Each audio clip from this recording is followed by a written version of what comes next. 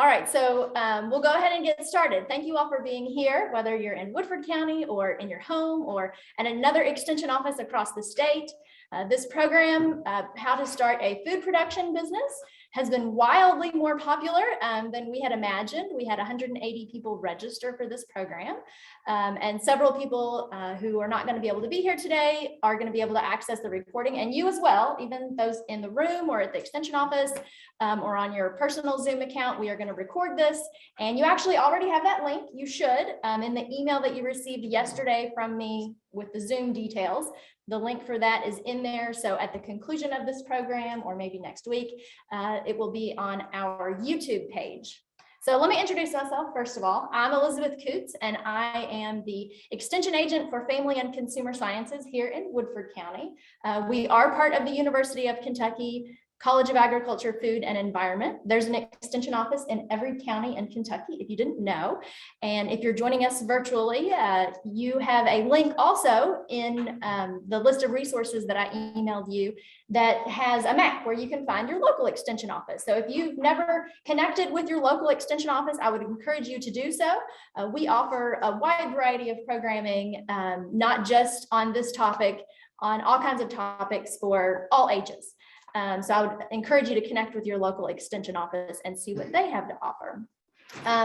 So I mentioned the link that you have in your email that goes to a PDF that has lots of other links on it. I thought that would be easiest instead of emailing you PowerPoints and links. It's all in that one document that is on the Woodford County Extension Service website, and that on that page it includes the PowerPoints that you're going to see today, as well as some of the other resources that we're going to share with you. So if you have any troubles with those, everyone should have my contact information, and you can let me know. Now, for those agents who are hosting watch parties, you should have received that email from me, and you are welcome to just forward that email on or forward that resource on to the participants that are in your county as well. So the way that this program got started, so we have a commercial kitchen here in the Woodford County Extension Office that people can rent out to use to make their value-added products. And people know that we have the kitchen, and so they call and they inquire about using it. And often they have very specific questions, as you all are here with your specific questions today. And a lot of times I can't answer those questions. I don't really know all the details. So I ask my experts, and those are our speakers today that are going to be talking to you about that process. So I'm going to quit talking with my introduction, and our first speaker is going to be Ann Hall Norris, and she is our extension specialist for food preservation and food safety. So she is going to start with kind of an overview of how to get started with what you're thinking about. And as we go through, if you have any questions, we will use the chat. I think since we have so many people, that will be the best way to do that. If you have a question in the room, just raise your hand, and we will try to address all the questions that come in. But with so many people and so many specific questions, we may not be able to. So we will do our best. But of course, you have all the contact information for the speakers. So if you have any specific questions that you need more information about, contact them after the program and they'll be glad to help you. So let me get my screen shared here with our first presentation, and I'll turn it over. Okay, good. All right. We should have maybe practiced 10 times instead of 9. Okay, hi, I'm Ann Hall Norris. I'm with the University of Kentucky Cooperative Extension Service. I'm the Food Preservation and Food Safety Specialist. I am located in Lexington, and I'm going to start the program off today by talking about Kentucky's 2 home-based programs. Both of these programs are dependent on the product that you're going to make, and so that is the perfect place to start. What are you going to be making? Okay, this is going to determine who will regulate your product and where you can make it. Some products can be made in your home while others cannot. There are a limited number of shelf-stable food products that can be made in your home and sold directly to consumers within the state. And this is called home-based processing.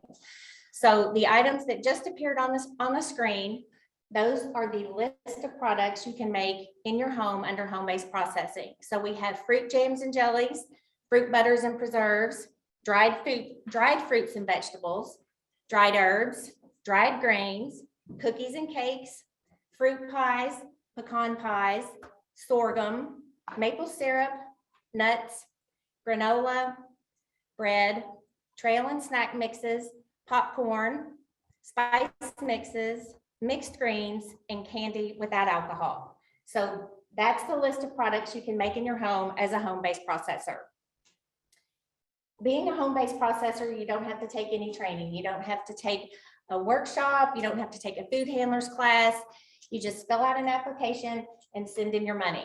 You don't have to have your recipes approved. However, you can only produce those items that are on the list. Home-based processors are required to follow labeling requirements that are specific for home-based processed foods. And then they're also required to pay a $50 fee each year to the food safety branch in order to sell their products. Now, there are a few stipulations. Products can't be sold outside of the state, and they cannot be sold to restaurants or grocery stores, but they can be sold from your home, from a farmer's market, fairs, festivals, community events, and even over the internet. When you sell over the internet, they can't be shipped. So if you're making a sale over the internet, the product either needs to be delivered or picked up. The other stipulations with this program are that refrigerated products are not allowed, frozen products are not allowed. There are not any meat or poultry products as part of this program, and there aren't any dairy products as part of this program. What if it's freeze-dried? Freeze-dried falls into that category of drying. Now, let's say you want to make something that wasn't on that previous list that I saw. So we have the second home-based program, and that's our farm-friendly program, and that's called microprocessing. And so acidified foods and canned vegetables can be made in your home, provided you're growing a primary ingredient in that product. And this is called home-based microprocessing. Recipe approval is required for these products. And so these are some general categories: all of your pickles, pickled vegetables, salsa, relish, sauerkraut. Sauerkraut is the only fermented product allowed in this program. You have your pepper jellies, herb jellies, any low or no sugar jam or jelly, whether it's fruit or vegetable, barbecue sauce, hot sauces that are tomato based. So if your hot sauce is vinegar based, it is not part of this program. Canned vegetables, canned tomatoes, and tomato juice. Those are the categories for home-based microprocessing. They're a little bit higher risk than the products you saw previously for home-based processors. There was a question in the chat. What about coffee? Coffee is going to be in my next group. It's not one of the home-based processed or microprocessed products. Home-based processors are required to grow a primary ingredient. This started out as our farm program. It's farmer friendly, so you do have to be growing something in the products you're producing. You need to have an approved water source. So if you're on a well or a cistern, you'll need to get with the Division of Water and have your water source approved before you can process in your home. You must complete a home-based microprocessing workshop offered by UK. And I'll go ahead and put in a plug for that workshop. They're going on right now across the state through the end of May. If you decide this is something you want to do, you can go to the website we'll have listed here, and you can register for a workshop. Recipe approval is required for this program. There's a $5 fee for each recipe. Home-based microprocessors are required to follow labeling requirements specific for the microprocessed products. And then there is a $50 fee each year to the food safety branch that you want to sell product. Now, there are a few stipulations with this program as well. Home-based microprocessed products can only be sold from 3 locations within the state of Kentucky. And that's a farmer's market that's registered with the Kentucky Department of Agriculture, from your farm, or a Kentucky Farm Bureau certified roadside market. And then again, there aren't any meat or poultry products part of this program, and no dairy products.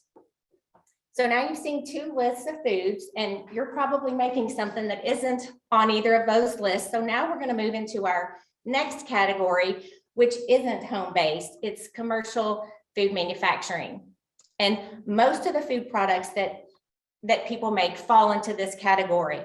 And that's packaged foods, refrigerated products, frozen products, poultry, eggs, honey, bottled water, some dairy products, your acidified foods, your pickles and salsas, juices, fish, seafood, cosmetics, your lotions and lip balms, dog treats, and hemp products. So these products cannot be made in your home unless you have a separate facility. Some people can rent a space, renovate a space in their home, maybe change a basement or a garage, or you can rent a space, an existing facility, a commercial or certified kitchen, and make those products in that facility. When you move into food manufacturing, you do have to have an approved water source. And the good thing about this program is that your products can be sold anywhere. They can be sold to restaurants, grocery stores, retail stores. They can be sold wholesale, over the internet, and they can go across state lines. Now, some of those products that were on the previous screen, your juices, fish, seafood, your acidified foods, they're going to require some additional training. FDA offers classes, Better Process Control School, Juice HACCP or Seafood HACCP, and our next speaker is going to talk more about those programs. I don't want to get too far in the weeds in that. I'll let Sally do that. But with food manufacturing, the fee goes up. Home-based processors pay $50, microprocessors pay $50. But when you move into food manufacturing, the fee is based on square footage and risk. So the range can be from $125 to $1,000, depending on the size and risk of your facility. And then commercial food products have to follow the FDA labeling requirements, which are a little more complicated than the home-based processed or microprocessed labels, in that there is a detailed ingredient statement. You want to make sure all the allergens are identified. And then in some cases, there's a nutrition facts panel that's required. But there is a labeling person at the food safety branch who can help with any labeling questions for your commercial labels. This is a map of the state of Kentucky with our food manufacturing inspectors. I believe Sally's going to speak more to that. And then lastly, Elizabeth and I have developed this food manufacturing flow chart. It's in a draft form right now. Both of us get a lot of questions. People call and they have a specific food product they want to make. And so our intention with this flow chart was for you to be able to find the product you're going to make and then be able to locate the agency that regulates that, who would do the inspection with a phone number and or an email. And so if you all have any comments about that, after you've looked it over, feel free to contact me or Elizabeth. We've just had a few people look at it right now. This is our debut to all the people that have questions. So we hope that it's helpful. We intend for it to be helpful once we get it out of draft form. Does anybody have any questions right now on the home-based processing or microprocessing programs? There was a question about the coffee. It's specifically roasting coffee. Roasting coffee. So the question was roasting coffee, and can that be done in your home? Roasting coffee requires a commercial food manufacturing permit. It can't be done in your home. You can rent a facility or modify a portion of your home to have that set up as a commercial kitchen. I don't see anywhere about like flavored olive oils or developed vinegars and things like that. Okay, so the question was about flavored olive oils or vinegars, and both of those products would require a commercial food manufacturing permit. And again, you could rent a facility to do that, or renovate a portion of your home. But those two, vinegars and oils specifically, are not part of either of those programs at home.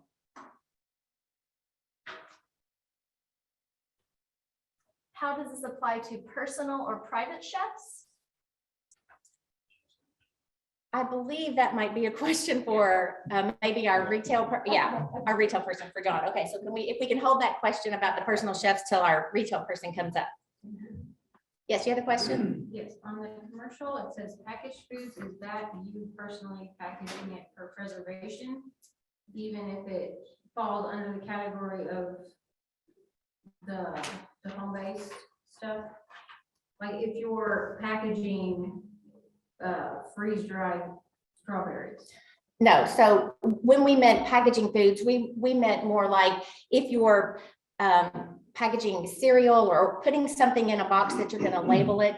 If any of your products, like the freeze-dried or any of your dried products, fall in that category, your packaging, you can do any kind of packaging except vacuum packaging for home-based processors. You're going to need to use a different form of packaging for your dried products. But packaged food was just kind of a general category when your product is not on one of those lists. You can't use it, you can't vacuum it? You can't. That for those of you that do food preservation, vacuum packaging is the preferred method of storing your dried and freeze-dried foods. However, the home-based processing regulation explicitly states that you cannot vacuum seal any products in this regulation. So Is that gonna include oxygen absorbers? no, it doesn't. Okay. So you could use a food safe bag and put an oxygen absorber in it, but you just cannot vacuum seal it. Okay.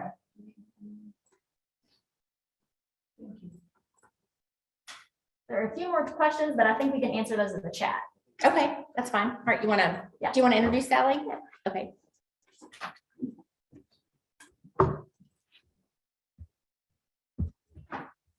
And I'm sure, you have, obviously, everybody came here today with an idea or you're, wanting to get something started.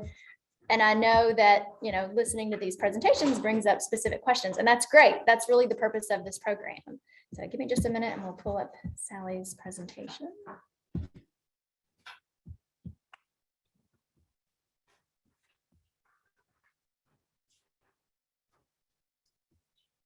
Okay, so next, as you see, we have Sally Dabb, and she is with the food safety branch, and she is going to talk a little more on the commercial side of food production.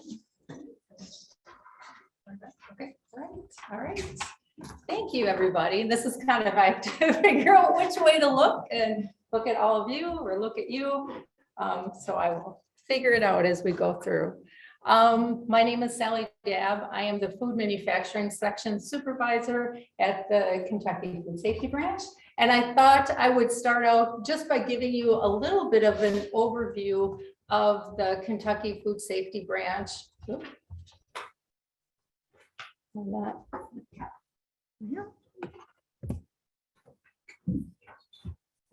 Technical difficulties. It's got to happen. Here, I'll try forward backwards. Yep. Okay, we are good. So just to give you an idea of how the food safety branch, how it relates to the state and who we report to, because I think it'll help as you have questions in the future, so you have a better idea of who to go to, who to present those questions to. So the Kentucky Food Safety Branch is one of several branches that is part of the Division of Public Health Protection and Safety. We are in the Department for Public Health. We are part of the Cabinet for Health and Family Services. So that's kind of the structure of it. The Food Safety Branch has kind of three legs to it. We have our retail team, which we have John here today that's going to speak after me about retail and sales and retail food operations. And we have 4 retail technical consultants across the state that provide training and support to our local health departments. So they're the ones that do the majority of training with our local health departments on the food code that retail follows. And then we have our rapid response team. So we have people in our food safety branch that are experts in the field of trace back investigations, recalls, any kind of emergency related food safety issues. They will participate in that. And then we have the food manufacturing team. So I supervise our food manufacturing inspectors. We have 5 across the state, and they're broken into different regions. And what they do for the state is they'll go and open up facilities that are starting a food manufacturing business. They will do regulatory inspections on those. They will investigate complaints. They will work with trace back and recalls if somebody has an issue with their food products. So that's a little bit about how we are laid out. So you understand that if it is a retail question because you are selling something directly to consumer, it's going to go more retail, and that's probably going to be your local health department. If you have questions about food manufacturing, that can start with the food safety branch in my area in food manufacturing with our inspectors. I think you all have this contact information, but there's a few good ways to answer questions that people have when they're just starting out. And one way is to go onto our website. If you just search for Kentucky Food Safety Branch, there's different sections like home-based processing, home-based microprocessing, retail, and food manufacturing. So those are good places to start. Our regulations are listed there. You can see the contact information for our retail technical consultants. There is the connection, a link, so you can look up all the health departments in the state. And of course, our food manufacturing inspectors. Another way to get a hold of us, you can also submit any questions to food.safety@ky.gov. That's another good way to get a question out there. And we watch for that in the branch, and we will send that question to whoever needs it within our branch. And of course, you can always call our office, the food safety branch office number, and speak to anybody. There's a menu you can get a hold of, microprocessing and home-based processing coordinator, myself, somebody that's supervisor for retail. We also have a connection to the person that does labels, the person that handles permits. So that's a good place to start as well. So to get started on food manufacturing, I'm just going to try to walk through the who, where, what type of questions. I think these questions will help if you're trying to start food manufacturing to decide if it's for you or not. This is kind of the next step, as Ann Hall was talking about home-based processing and home-based microprocessing. It's a great idea to start with those and get your feet wet and see if what you want to produce really is going to work for you. That's something that we always caution people to start out smaller, start out with less product before you expand to several products or several lines and spend a lot of money. So first of all, I would recommend that you identify who your customer is. So are you going to sell direct to consumer, or are you going to wholesale? And again, food manufacturing really is surrounded more with wholesale. So that means you're going to make a product, you're going to sell it to somebody else who in turn is going to sell it. Or you're making a product and you're selling it to somebody who's going to use that product as an ingredient and then sell it to somebody like a restaurant. So some of the examples would be a grocery store, a market, a restaurant. Those are some of the food manufacturing type applications. We typically don't see food manufacturing selling direct to consumer. I know with COVID, there's been a huge questions and interesting conversations about where people go to in terms of manufacturing a product that they just want to sell direct to consumer, because that typically will fall under more of a retail operation. There's a few exceptions to that, but for the majority, it would be more of a retail, that would be a health inspector. But in both scenarios, you do have to make it out of a commercial kitchen. So that brings to the next question. Where do you plan on manufacturing your food? Because as Ann Hall mentioned, you cannot manufacture food that is going to go to as food manufacturing wholesale. You cannot do that from your home. So you have to move into something that meets the requirements for a commercial kitchen. So I've included on this our regulation, the 902 KAR 45160, that's our food manufacturing regulation. It has a lot of the specifications for commercial kitchens. I'll touch on some of them. I'm sure John will hit some of them as well, because again, whether it was retail or if it was food manufacturing, you would need to be producing out of a commercial kitchen. So what are some of the options for a commercial kitchen? Well, Ann Hall kind of went through some of these. Some people will build a commercial kitchen. I'm not talking about your residence right now. I'm talking about out there somewhere. They'll build a commercial kitchen, or they'll remodel a space that could be made into a commercial kitchen. Just a reminder, you do have to get the health department involved with that. You may have to get plumbing involved with that to make sure you meet the requirements. And then when we come in, we'll also look through those items as well. You may want to lease space. That's really a good place to start instead of rebuilding something or remodeling something at your home. So as Elizabeth said, the extensions oftentimes have kitchens that you can rent out. There's other kitchen facilities, shared kitchen spaces you can rent out. And sometimes people get really creative and they find a restaurant or a church that has a kitchen that meets those specifications for a commercial kitchen, and they'll do that. And you can use those facilities when they are not in operation, if you have an agreement with them. And when we would come to open you, we would ask to see that agreement. And then sometimes people take area at their own residence and they convert it into a commercial kitchen. So it could be a detached garage that you convert, or some kind of outbuilding. It could be a room in your basement, as long as it's completely closed off from the rest of your home. And it cannot be used as any personal space at all. Then it has to be dedicated as a commercial kitchen. Some of the things that you need for a commercial kitchen: you need a 3-compartment sink, you need a hand sink, you need a restroom facility, you need a mop sink. Floors, walls, ceilings have to be non-porous. They have to be able to be washed, sanitized. Light fixtures have to be covered. That's over any kind of prep area with something that's not going to shatter.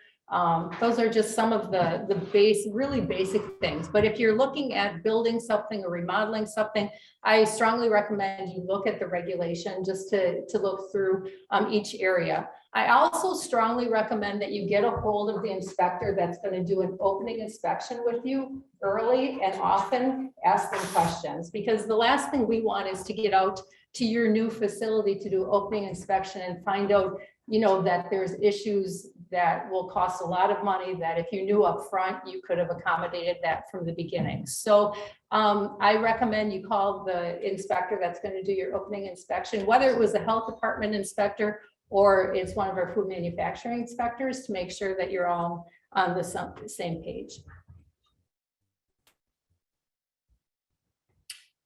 And the next question obviously is, what do you plan on processing? And the reason that I went in this order: who you're going to sell to, where you're going to make it, and then what are you going to process? Because some of those other questions, the who and the what, really is going to change the direction right away that you go in. So here is the what do you plan on processing? And Hall talked a little bit about processing. And of course, things that have lower risk for foodborne illness are going to require less training on your part, less record keeping on your part. Those are the simpler things. So let's say you're a home-based processor and you're making bread or you're making cookies, and now you want to sell wholesale to a market or a grocery store or something. You would go into food manufacturing. You're not going to run into additional like better process control school training that you need if you're doing an acidified or pickled product. You're not going to have to do as much record keeping as if when you get into the more complex products. And I'll get into those a little bit. But it is just much, if it's a simpler product, you're not going to have to keep as much record or be have as much training. So this is something that you really want to think about. Every day we have people that call us in the branch and ask questions about different types of food items. And sometimes when we walk them through and talk about it, they might decide to do a couple things, but not, the third or fourth thing, because of how complex and what it would take to be able to maintain those records. So let's move forward. Okay, so here are just some basic things to consider that sometimes people don't realize that have to happen when you are starting a food manufacturing business. You do have to register with the FDA. There's a few exemptions. Of course, a restaurant doesn't have to register with the FDA. There's farms that don't have to register. There are exemptions if you're producing on a farm, and there are exemptions from registration if you are producing from your private residence. But registration is simply getting online and registering. There's no fee that you pay the FDA for registering. It's just a requirement that you do register and renew every other year. Attesting as a qualified facility. This gets into a little bit more of a distinction of what kind of regulations you have to follow according to the FDA. So the FDA says if you are a food manufacturing business and your sales are less than $1 million a year, you can attest as a qualified facility And that means you go online and you say, yes, I'm a qualified facility. My sales are less than $1 million. And I attest that this is true. And also you have to attest to that you're following either local guidelines or you've done your own risk analysis. This is something that's very important to do if you are going to be a food manufacturer. And of course, most people starting out are going to be under $1 million in sales a year.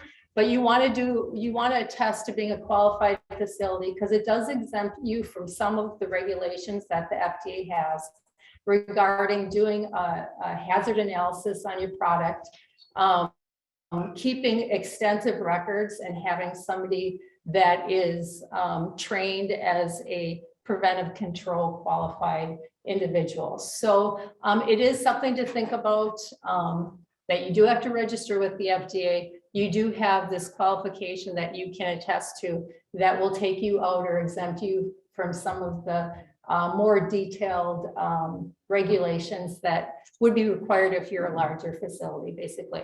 So the more people you're going to touch with your product, the more regulation there's going to be. Would that be whether you're wholesale or direct to consumer? I'm talking the wholesale. So with the direct to consumer, you would not have to register with the FDA. They see that more today. They see that more as a retail side of it, direct to consumer.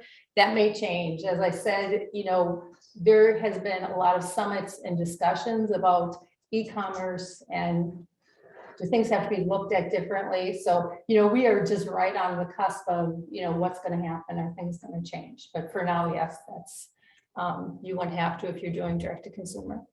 Another thing to consider is GMP. So you're going to hear this a lot when we talk about food manufacturing, especially good manufacturing practice requirements. So there's regulations, and I've cited the regulation on here through the FDA that has the mainstay of what you need to be familiar with.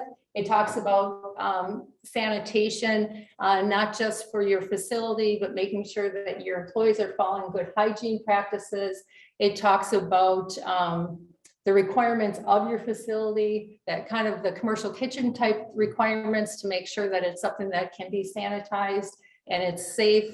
It talks about training. Nobody gets out of training when it comes to food manufacturing or even retail. It is a requirement. The difference with food manufacturing is you have to document it, but they don't require that you go to any specific class or training, but you should have whatever you do documented, even if it's on the job experience over several years.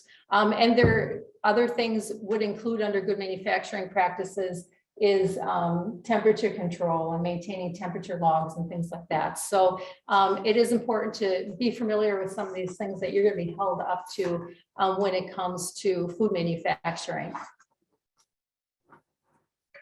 Record keeping. So I touched on this a little bit, but depending on what kind of business that you have, it's important that you keep records. So if you are a qualified facility, so a facility that sales are less than $1 million, you're not going to have a written recall policy, but I strongly recommend that you sit down and figure out what you would do if you had to recall your product.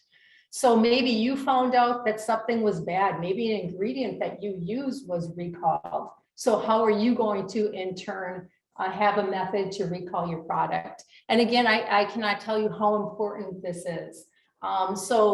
So come up with your own manufacturing code. There's no specifics that you're told that you have to use, no parameters for manufacturing code. You can use the date that you manufactured something as your code. You can apply batch numbers to it, however you want to do it, but I cannot impress upon you enough that it's important that you have some kind of recall capability or know how you're going to go and do that if you need to.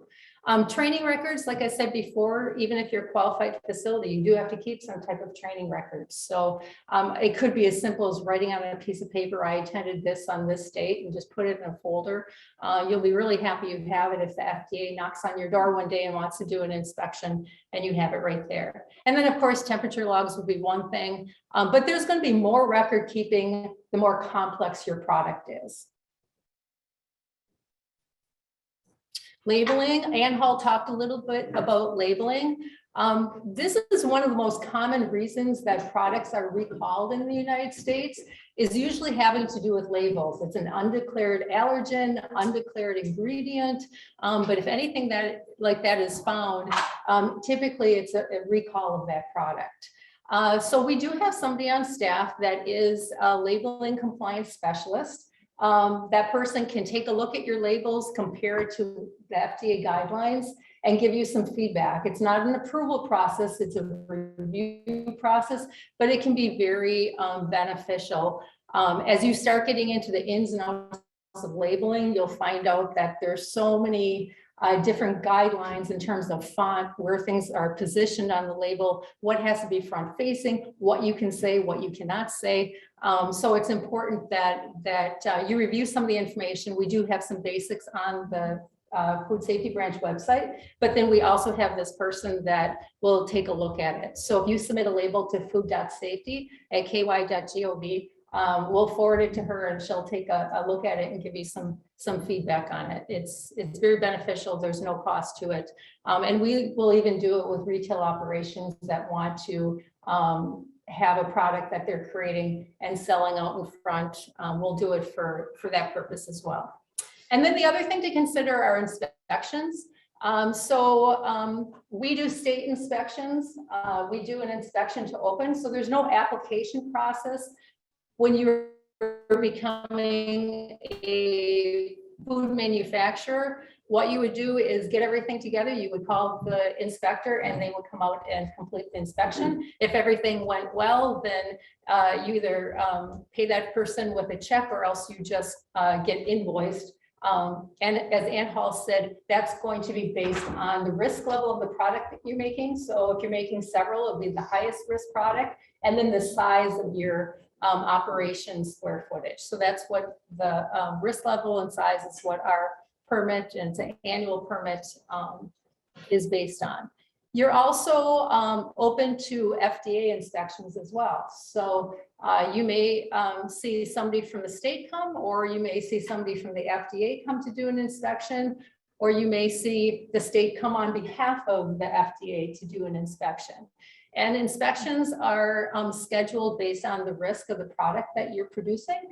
And the highest risk products are every 3 years, and the least risk are a little over 4 years.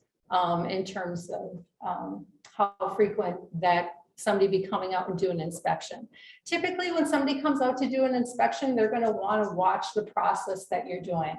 So some people that are just starting out and they're in a shared kitchen, they most likely will be contacting you. Whereas if you're in a different facility, they would just show up. But if you're in a shared kitchen or a space like that, or on your private residence, they'll be calling you to schedule that, and they'll come through. They want to watch you make the product.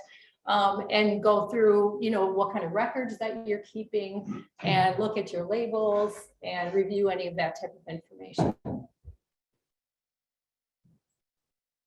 Okay, so I thought I'd go through a few things that are common and who oversees those. And this is kind of a spin-off, and this is a very short list. It looks like there's a much more in-depth list that Ann Hall and Elizabeth are working on, but this is really just a short list. So meat products, for the most part, meat products are regulated by the USDA. There are a few exceptions to that, but for the most part, especially if you're going to wholesale anything, that's going to be completely USDA.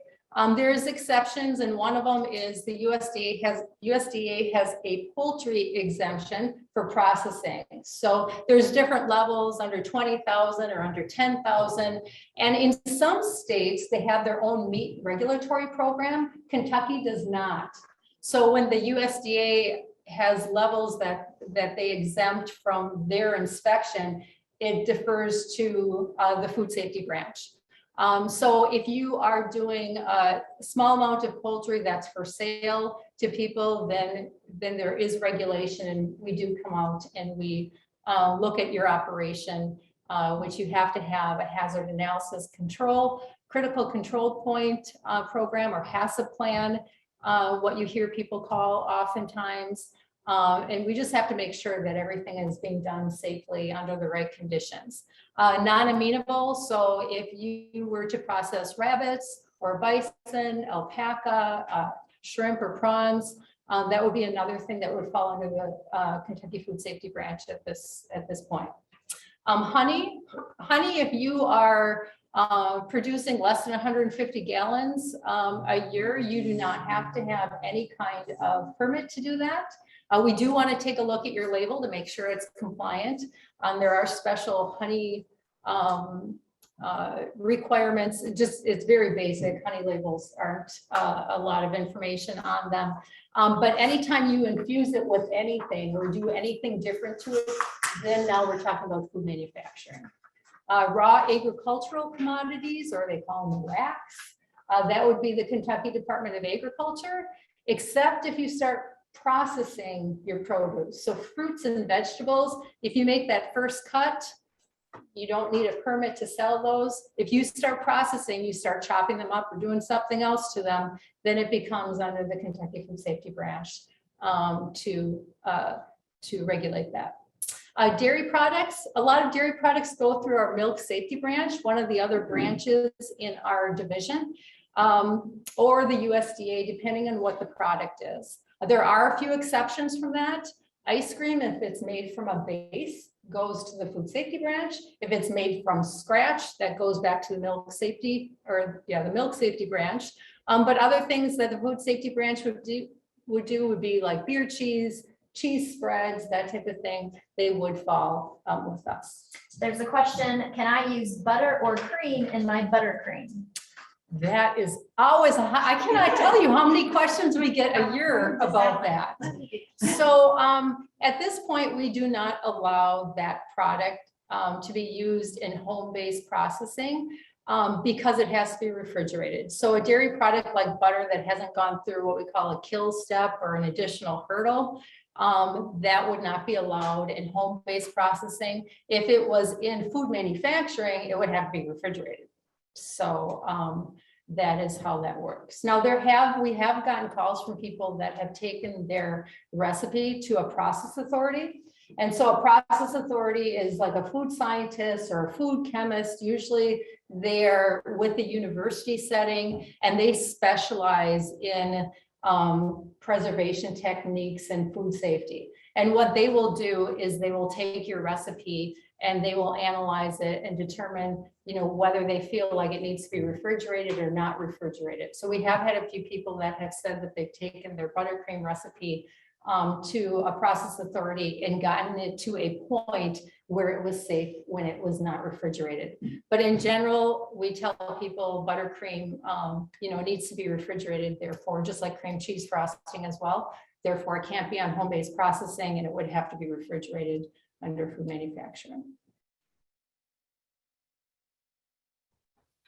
Okay, just a little bit about special processes.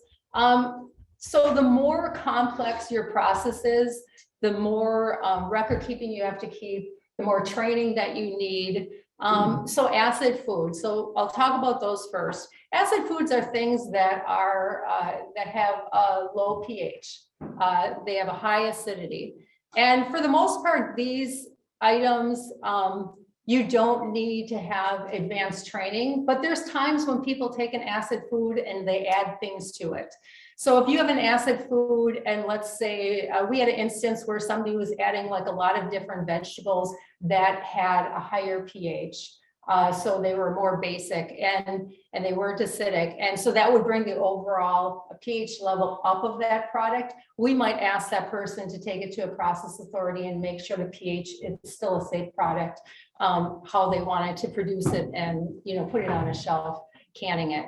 Otherwise, acidified foods, low acid canned foods, when you do it in food manufacturing, now the training is different than in home-based microprocessing. If you're doing acidified foods, meaning like pickled foods, you're taking an item and you're adding some kind of acid to it, like vinegar, and you're making it a lower acid, that has to go through what we call a process authority approval. So you have to send that recipe and its sample. Same with the low acid canned food, you have to send it to a process authority and get their feedback. What they're going to tell you is whether you're bringing it to the right temp, whether you're keeping it at that temp for the right amount of time, how much headspace when you pour it into the container you're putting in, how much headspace do you have, how many minutes do you have to invert it to make sure that it's sealed. So that's the kind of information that they're going to review and provide you feedback. Another step with acidified and low acid canned food, like I said, is now you have to get a certificate from a better process control school. So it gets more in depth of the process and how to keep food safe. There are programs that you can do for better process control school online, quite a few of them actually. And there are shorter segments of it that you can just do for acidified. So if that is the only type of item you're making, you can take a course that's just on acidified foods. In addition to having your certificate in better process control school and going through a process authority, you also have to file these products with the FDA. So there's special instructions on how to file that product with the FDA, and you have to keep records. So even if you are not a qualified, or you're a qualified facility because you're bringing in less than $1 million a year, you do have to keep records. So you have to say on what date you made what, you brought it to what temperature, for how many minutes. That information has got to be reported. And I will tell you that it seems like a lot of regulation to go through, but when you look at foodborne illness across the country, the incidence of that, and not just illness, but death, it kind of makes sense why we have to keep these records and keep track of some of this information. You want to make sure that your product is safe, and everybody wants to make sure their product is safe. And because it's food and everybody loves food and everybody makes food, sometimes we lose sight of the importance of that. As soon as you start selling your product to somebody else, they have that assumption that that product is safe to eat. And, you know, if somebody gets sick or worse, that would come back to you. So you have to be very careful. And again, when you start being able to reach large amount of people and you get more complex products, it's really important that you go through these steps to make sure it's safe. Juice, there are special regulations and specifications for juice. So you'd have to follow those, what we call HACCP plan for juice. Seafood is the same way. You have to have special training for seafood. There's a 2-part course that you have to take, and you have to follow, it's an 8-step sanitation program to make sure you're covering all the bases when you are processing and selling seafood. And then bottled water. This seems to be a hot topic lately. I'm not sure why. Even if you bottle water from a municipal water source, there's still regulations and things that you have to follow, because once it comes out of that tap and goes into a bottle, you still have to check that end product to make sure that there's no problems with it in terms of growth, whether it's chemicals or pathogens. You know, so it's not as simple. We have a lot of people that want to bottle either from, you know, the tap or from somebody else's bottled water that they want to rebottle. And there are very specific specifications, and you do have to work with the Division of Water on that. You do have to keep a record of that municipality's testing that they do. So if anything that you sold to somebody comes back, you would have that information, so you knew that it didn't come from the source water that you're using and where in the process that it may have occurred. Foodborne illness. So I touched upon this a little bit, but food safety is at the utmost, you know, important part of us doing this. You know, our food safety branch, obviously our mission, and talking about food. So according to the CDC, they estimate roughly 1 in 6 Americans get sick every year. 128,000 are hospitalized, 3,000 die of foodborne illnesses. And it causes the economy billions of dollars every year from foodborne illnesses. So what you're doing at home for your family, when you get into any kind of retail or food manufacturing, things change greatly. And I know one of the questions that we saw prior to the program today was, should I become an LLC? when I start a business. And I don't know if it was referring to retail or food manufacturing. And we really can't comment on any of that business related things, but I can tell you personally, oh yeah, I would do that. I mean, if anybody got sick or worse, you know, this comes back to you who produced the food. And I definitely would want to make sure I safeguard from anybody getting sick and also protect everything going into it. Okay, these are just really basic steps on reducing the risk of foodborne illness.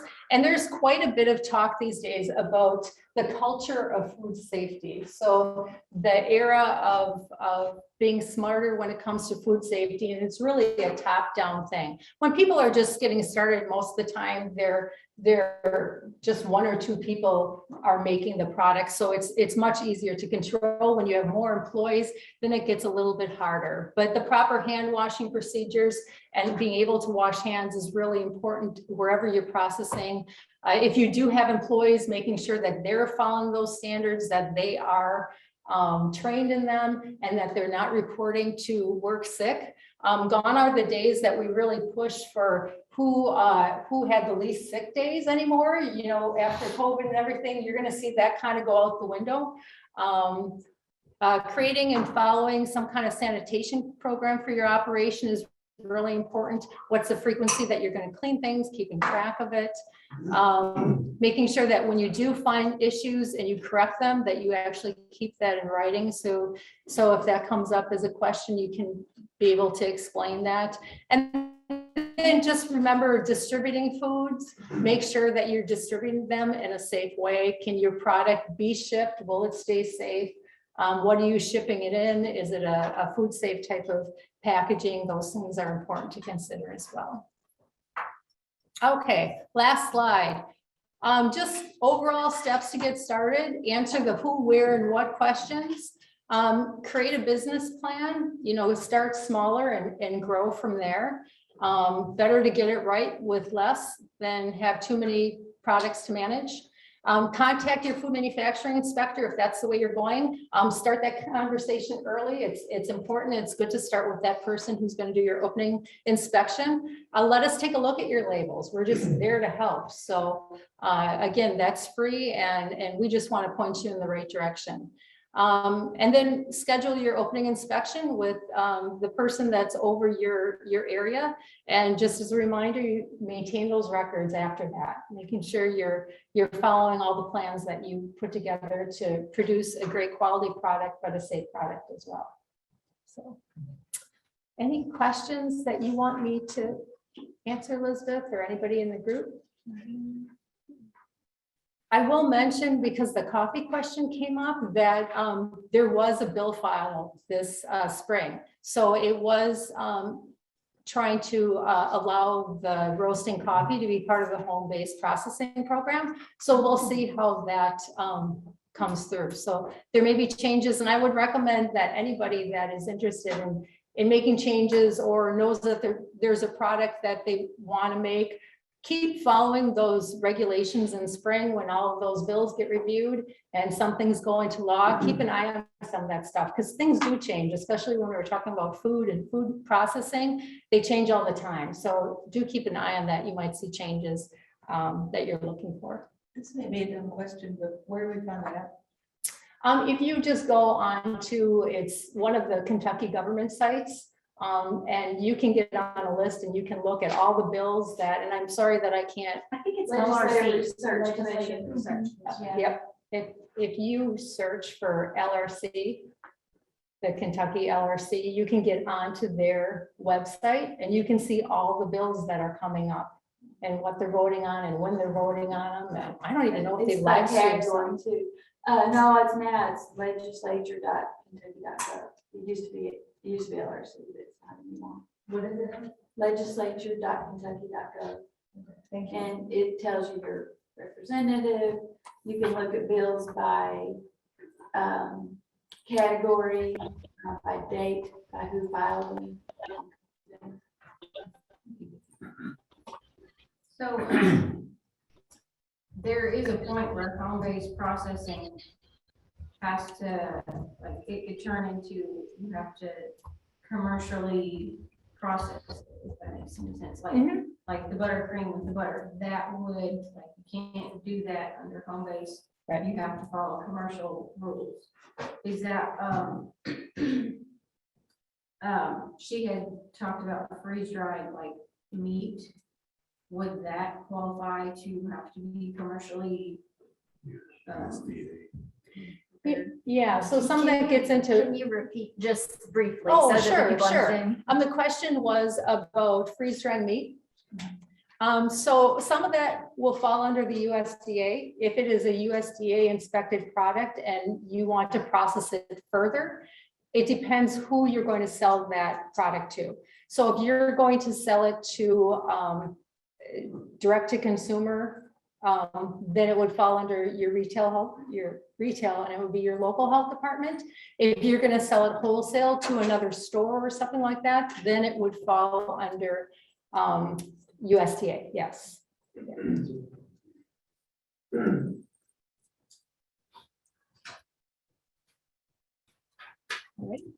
All right, I'll turn it over back to the. You've answered a lot of questions.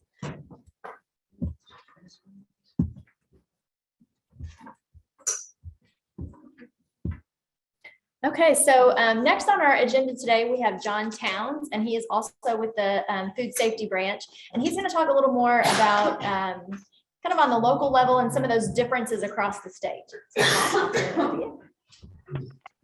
Again, my name is John Towns. I work for Food Safety Branch in retail food. What I deal with mostly, I'm a program evaluator, technical consultant. So I deal with a lot of the local health departments as far as interpreting the 2013 FDA food code that we go by for retail food. And in retail food, what we do, we're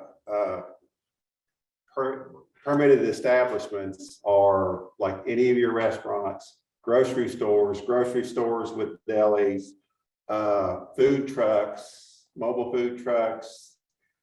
retail. We do a little bit of everything. So most of those permits, you would have to start out at the local level if you want to do something like that, because that's who you're going to be dealing with as far as setting up your inspections, submitting plans, and anything like that. So we do get a lot of questions that you know, we have to turn over to someone else that's in their section or in the Food Safety Branch. So you know, if you want to do catering, that would fall under your local health department. That would, you know, you would have to require a kitchen that's permitted and inspected, and you cannot use your home kitchen unless you do have one that has been built specifically for that. So then you get your permit. So there's, I know there's a lot of things going on with food trucks now that we get a lot of questions about. Again, you know, people call me and ask, and I said, you need to start out at your local level, because that's where you have to get permitted. That's where you're going to have to submit your plans with the plumbing inspector, and they're going to have to do your final on your plans and then inspect your truck there. So another big part of my job is we also train all the health inspectors for the state.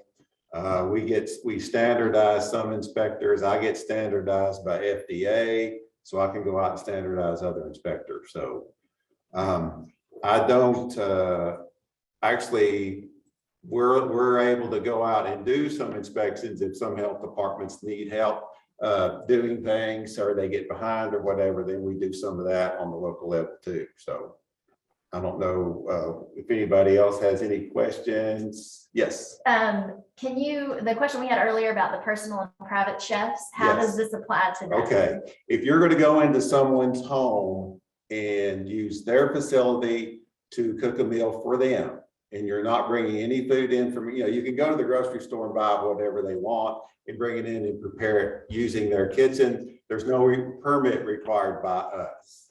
Now, if you're wanting to do part of the prep at your house, then that's a whole different matter. You're going to become a caterer. You're going to have a separate permitted kitchen to be able to make some of that food in your house and then take it to somebody else's. So, you know, and we get a question about, you know, well, I'm gonna do, I mean, just some of the common questions we may get, like churches and potlucks and things like that. You know, if a church has a potluck, it's open to their members of that church, that's fine. We don't require any permits on that.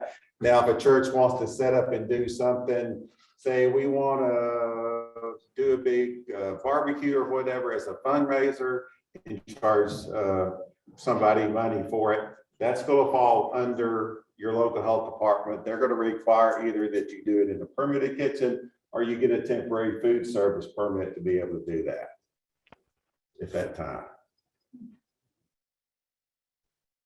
So, you know, and then you get back to kind of the catering thing, you know, we have,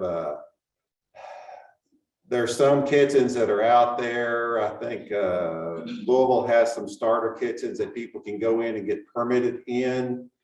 And they work out of those permitting. They may have, I don't know, you know, they may have multiple people that are permitted in that one big kitchen and that are catering out of it and taking food out, you know, for different things all the time. So, but the one thing that most health departments, and we always recommend that anyone that wants to use another kitchen, they're going to be required to get a permit in their name.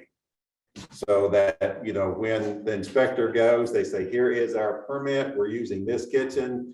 And there may be several people that are permitted in that same kitchen. So they're going to get several different inspections. And it'll usually be when that person's in there actually operating. So. There's a question, but I think Annabelle said Sally might know, might be the one to answer this. Cake balls have icing in them, but they're not, but it's not baked in them. Icing is shelf stable. But is that a no? Is that Icing- allowed?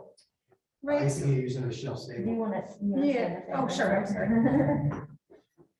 Alrighty, so regarding the cake balls, so it really depends on what kind of, you're saying icing, so as you're saying, icing is a shelf-stable product. If you're mixing it with a buttercream, then we would be back to that whole concern of a refrigerated product. But if you're doing something that's shelf-stable and you're mixing them in, that would be fine. That could still be under home-based press. I have a question I get a lot while you're up there. I thought I'd go ahead and ask it. So if you have a food truck, can you do food manufacturing out of a food truck? To do food manufacturing, it has to be brick and mortar. It has to be in one place. So that you have to have a facility, it can't be a mobile unit. Another part of that too is we get you're going to be approved when you get a food truck to do a certain menu item in there to make sure that you're not going over capacity with your unit. You know, you might be just doing way too much food prep in there. Or, you know, we've had people that say, I want to grind my own meat for my burgers in my mobile unit. And most likely you're not going to be able to do that, but just because of the high risk of cross contamination and that thing doing something on that big a level. So. Okay. I don't think there's any other questions. Okay. Not right now, at least. People are thinking. People are thinking of their questions. Next on our agenda for the day, and oftentimes when people call me and ask me questions and they, you know, they're like, I want to use your kitchen to make this really great product. How do I get started? One of the things that they tend to think of last is insurance. And that's probably something I know our next speaker is going to say, you need to think about that first. So we definitely wanted to include that as part of the day to think about how to insure using kitchens and, you know, selling all these food products. So our next speaker is with our local Woodford Insurance Company, and his name is Alex Worrell. So Alex, if you want to come on up and maybe if you have any questions specific to this, you can add that in the chat as well. All right, so about everybody's favorite topic, insurance, whether it's home or auto or, you know, commercial business. So thanks, Elizabeth, for having us today. Appreciate that. So Woodford Insurance, we're a local independent insurance agent. It started by my parents who are here with me to Life and Health.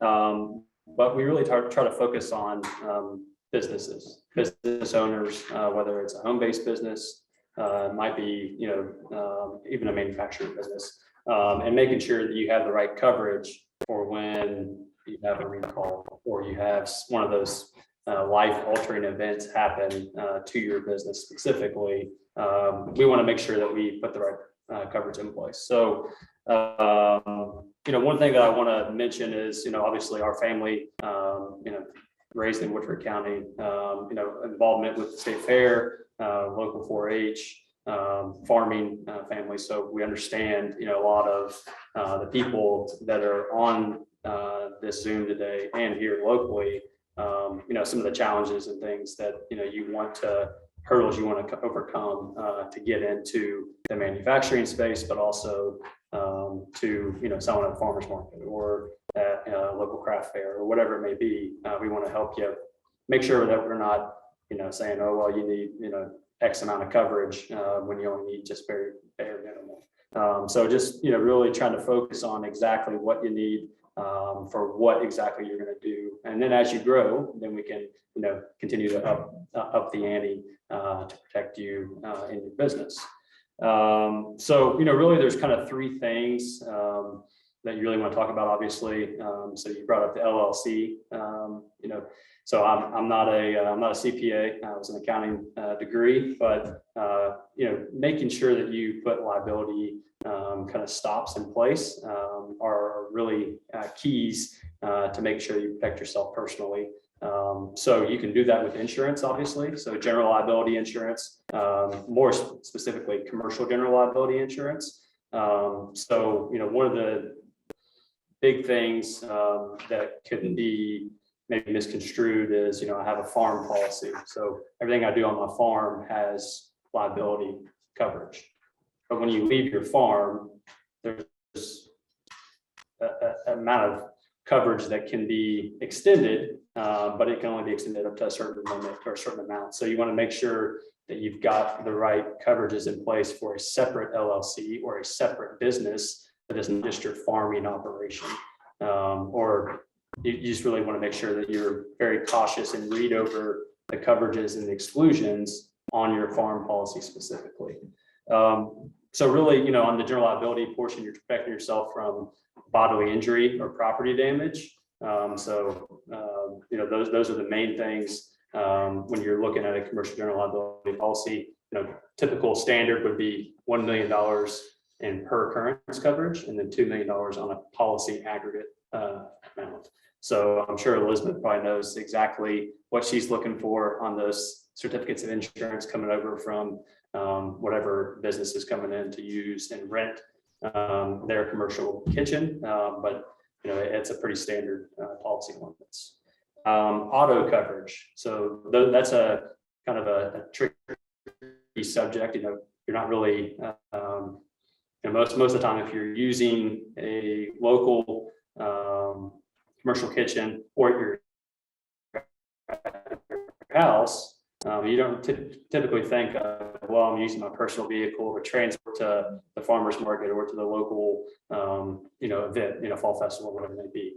But if you're delivering, say, to a grocery store or to a local, retailer of any sort, auto coverage comes into play. You think about if you're using a vehicle for your business, you should at least have, if it's not a commercially, if that's not listed on your commercial auto policy, you should have hired and non-owned auto coverage.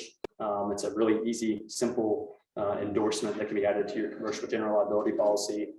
That's really going to give you the coverage from an exposure standpoint with transporting any of your products that are in a separate business.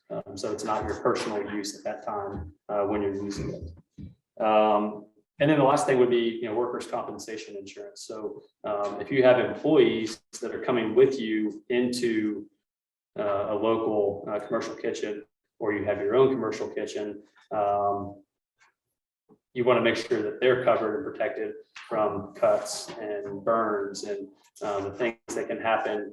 We all pray never happen, but things that can happen when they're processing and canning and doing those kinds of things. So I think it's really important to really just make sure you've got the right coverage is in place, and yeah, you can go online, and there's a lot of online opportunities to buy insurance these days. But I think calling a local agent, whether it's us or locally within your own county or wherever it may be, we'd be happy. And I think I can probably speak for most insurance agents. We'd be happy to talk to you and talk through those things and help you make the right coverages for the business specifically and the needs that the business has.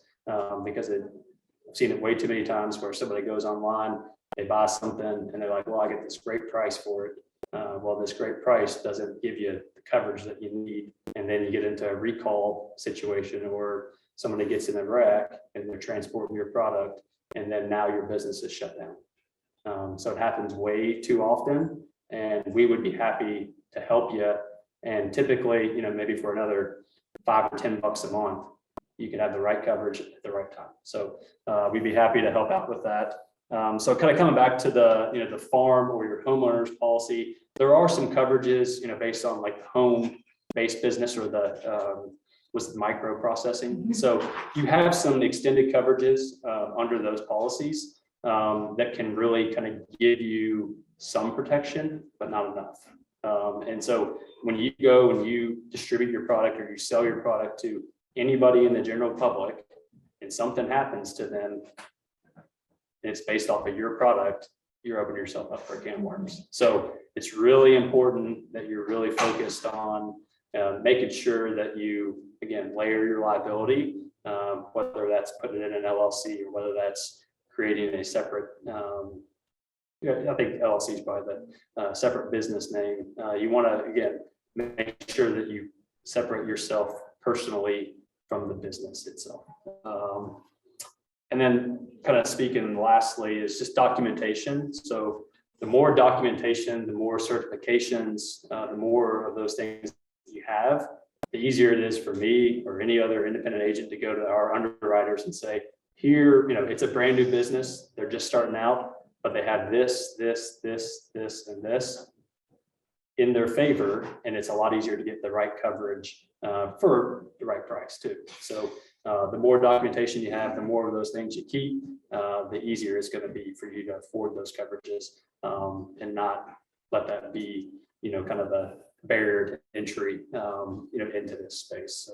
So again, obviously, we'd be happy to help you, or any local independent agent in your area. We'd be happy to talk to them or just review your coverage to see what you have. I think that's another thing that's obviously missed more often than not is you don't review what coverages you have, and you've grown. You will probably see this all the time where the business starts as a home-based business and then all of a sudden they become a commercial manufacturer, within a year or 6 months. And when that happens, the threshold changes and the liability amount changes. And so it's really important to review those things. And as you make changes within your business, to review your insurance and make sure you got coverage, just like you would in your home. If you added on to your home within 6 months of you buying it, it would be really important to make sure that you up the limit that you're insured for. The bank's probably going to require it anyways, but same thing with your business. You want to make sure that you've got the right coverage if you're really growing quickly. So yeah, thank you all for having me. Are there any questions that have come in? Any insurance questions? Alex, address part-time workers or family members or friends and workers' comp. Yeah, so workers' comp's probably the most, well, it's the trickiest because again, volunteer labor. So if you have a family member or you have, you just have somebody that's a volunteer, you're not paying them anything. They're just trying to help you get your business off the ground.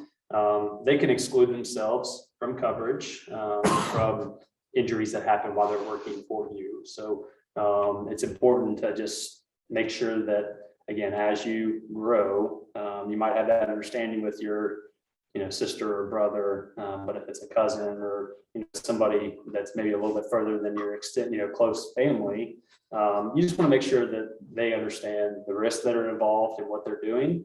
But then if you have part-time employees, so whether they're 1099 or they're W-2, depending on how you pay those people, if they're 1099, they should have their own insurance.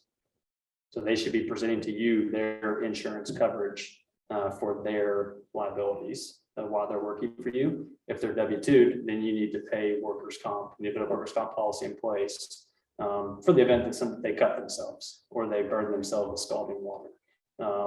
Those are really probably the more common things as you're getting going. Obviously, the higher up you get, the more chances that you could lose limbs and things of those natures.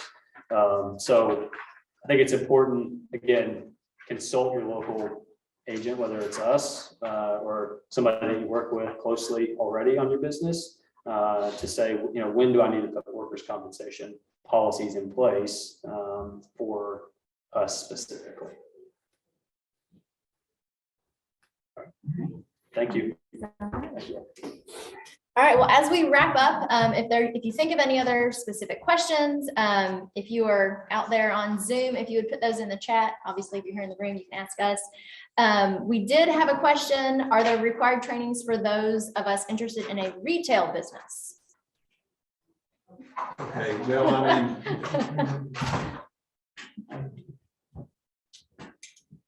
and the trainings that you might be required to have for a retail business, if you're in food service, doing a restaurant or anything like that, a lot of the local health departments have a requirement that you become a certified manager. And some of them also have a requirement where any of your employees have to have at least a food handler card. And most of those are done through the local health department. FDA food code requires that you have a person in charge that can answer any of the questions that we may have of the establishment, on your procedures or what you're doing, to know what's going on and there's adequate supervision. So this is something that you would just need to contact your local health department.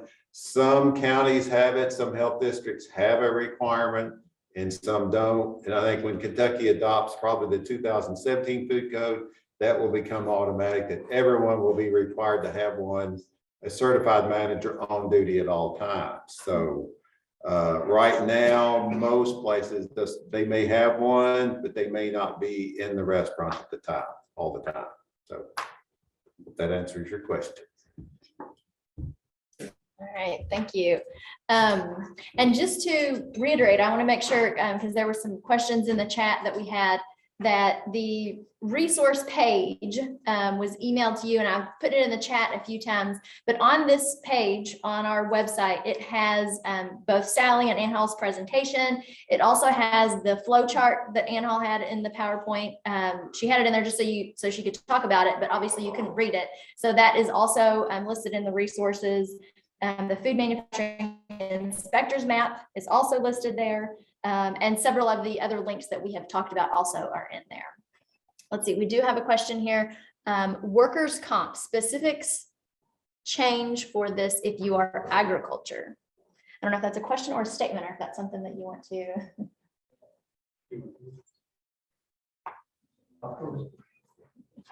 Okay, Alex is going to come answer that. Yep.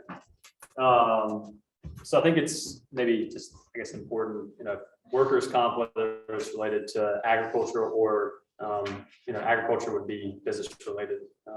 So anybody that's a worker, whether they're 1099 or W-2, you should have a policy in place that will help with any kind of injury that happens while they're working under your supervision. So if they're 1099 and they work for 10 different food processors, and they're here at like a local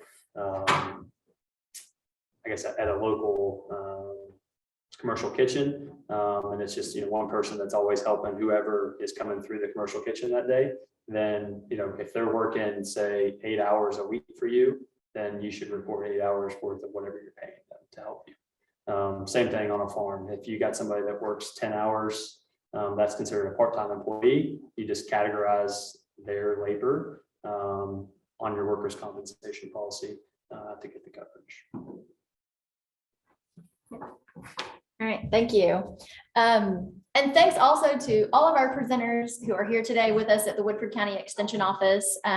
Even though I'm hosting the program, like I said, these are the experts, and that's what we do, is bring in the experts to share the information with you all. And if you do have other specific questions that come up, after we get off here and you think about this and start planning, all of our speakers' contact information is also on that resource list. So you should have that, and they all said that they would be more than welcome to chat with you and talk with your specific situation. Because that's one thing, like I mentioned in the beginning with, if you're wanting to sell a product, your situation probably is going to be specific. So you do need to ask questions and think these things through. So I hope that this program has been helpful for everyone who has been here to join us today. And like I said, let us know if you have any questions. Thanks, everybody.